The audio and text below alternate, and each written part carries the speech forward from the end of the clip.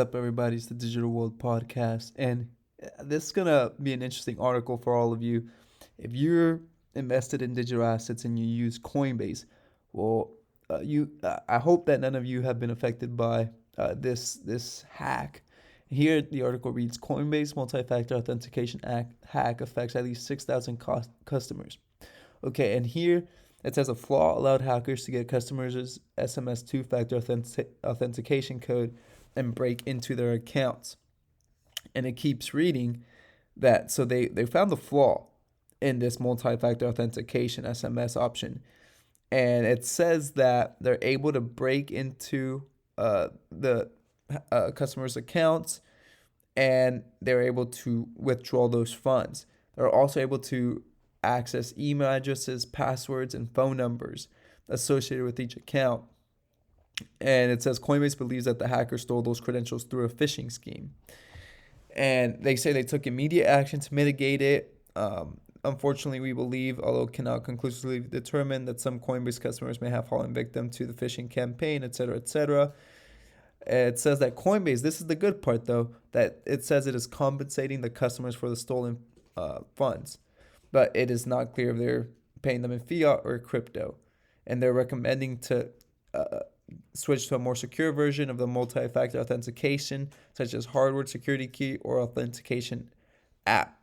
And this appears to be one of the largest breaches, and you guys can go ahead and read that. But this is interesting because we've heard a lot of these phishing attempts and these hacks for different exchanges, wallets, etc.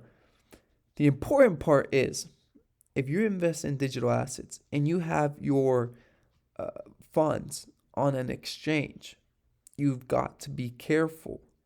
Like they always say in this space, not your keys, not your crypto. That's why it's important. If you haven't done so, you should probably be thinking about getting a Ledger Nano. I have a link in the description below where you can go ahead and buy yourself one of these ledgers and make sure you are in control of your cryptos.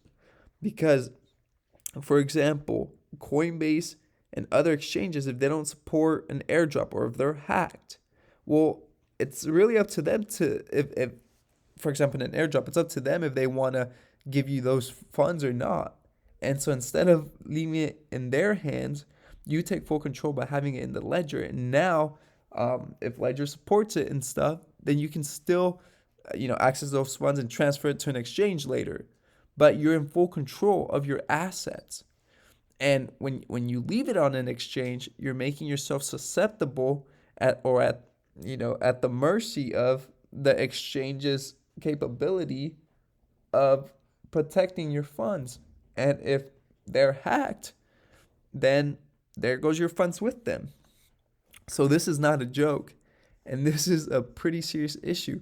There's been such scenarios in which people have lost thousands upon thousands of cryptos. And recently, James Roy XRP came out with a video that stated that someone had lost 71,000 XRP through a scam. So, folks, this is still the Wild West.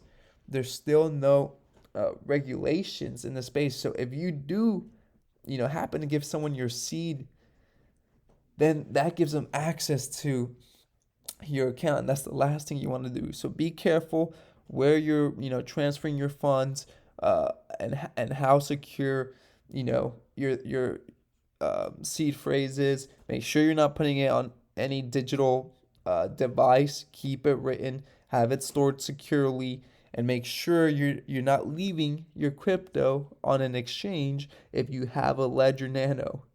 And I mean, we've seen this, and right now I do believe this market's about to go on the upside. So when we're about to go on the upside, you start seeing all these phishing scams. So watch out, be careful, and learn from these lessons because you don't want to be that person. So be careful if you get a message or a DM from someone asking you about investing. Don't even answer, delete it, or with a link, don't press that link. It's most likely a scam. So be careful these days. It's very, very wild out there. I hope this episode has brought you some value. Like and subscribe. Comment below. Let me know your thoughts. What are you guys doing to actually no, don't tell me what you're doing. Just if you know of someone that's had their funds hacked, it helps other people be more careful. So I hope this episode is much some value. Like and subscribe, comment below. This is the Digital World Podcast, and I'll see you in the next episode.